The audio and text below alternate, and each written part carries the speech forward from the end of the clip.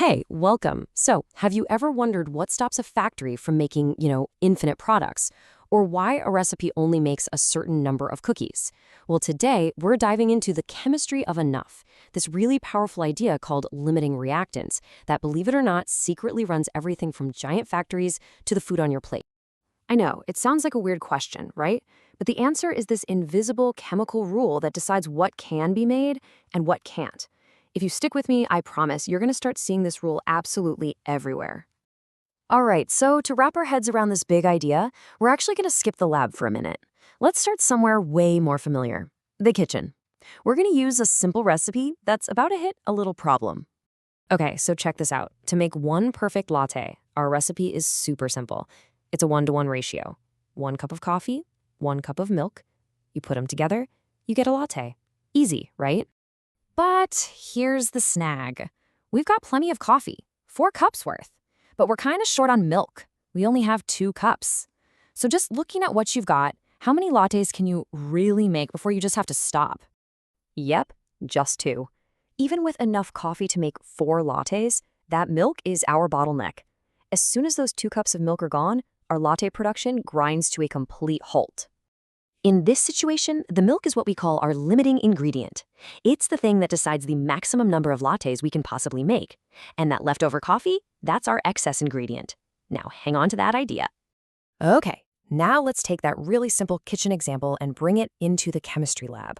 Because the exact same principle applies, we just use slightly fancier names for things. So, in chemistry, our limiting ingredient is called the limiting reactant. It is literally the stuff that gets all used up first in a chemical reaction. And once it's gone, the reaction is over. It just stops. Doesn't matter how much of the other stuff you have lying around. So a good way to think about it is this. The limiting reactant is kind of like the star of the show who has to leave early, and their exit stops the whole performance.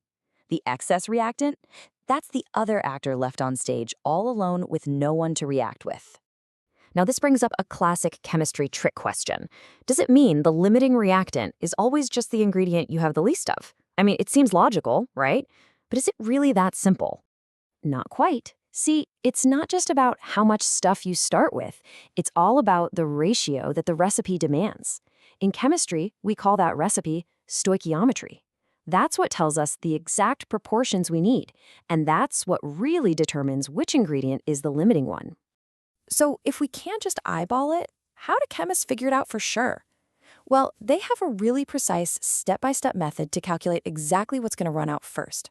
Really, it all boils down to a pretty simple test. A chemist takes their balanced equation, that's the official recipe, and they do a quick calculation for each ingredient.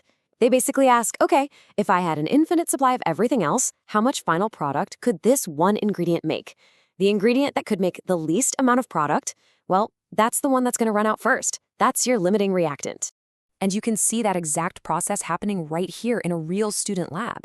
They crunched the numbers for both of their starting ingredients, and the one that predicted the smaller amount of copper, that was their limiting reactant. So it's not just some abstract theory. It's a real, tangible result you can calculate and then prove in the lab. And that maximum perfect world amount of product you could possibly get, it has a name. It's called the theoretical yield.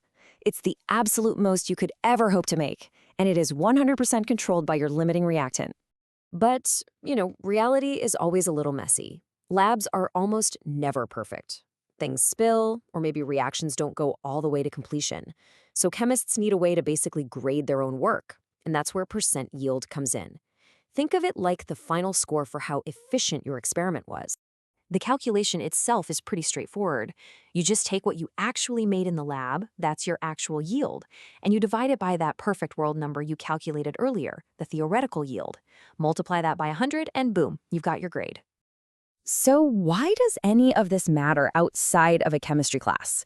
Well, because this one concept is absolutely crucial for manufacturing, for medicine, and even for the health of our planet. As the industrial chemist Michael J. Frisby puts it, mastering limiting reactants is literally the key to successful manufacturing. It's how companies get the most product, create the least waste, and do it all safely and without breaking the bank. I mean, just think about medicine. To make a drug like ibuprofen as efficiently as possible, manufacturers have to control the limiting reactant perfectly.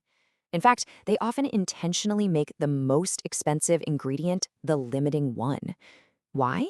To guarantee that not a single precious drop of it goes to waste. It's a really clever strategy that helps keep costs down for all of us. And this principle is just everywhere. It's used to squeeze the most gasoline possible from crude oil. It's used to fine-tune the properties of plastics, making them flexible enough for a food wrapper or tough enough for a car part. It all comes down to having precise control over that chemical recipe. This idea even shows up on our dinner plates and in the world around us. You know that delicious browning on a piece of toast? That's a chemical reaction, and it's limited by the amount of sugar. The health of an entire lake? That can be limited by a single nutrient, like phosphorus. Get too much, and things go haywire. So, when you get right down to it, the limiting reactant is really the science of just enough. It's this invisible principle that's driving efficiency all around us. So the next time you pick up any product, from your coffee to your phone, ask yourself, what was the invisible ingredient that had to run out first to make this thing possible?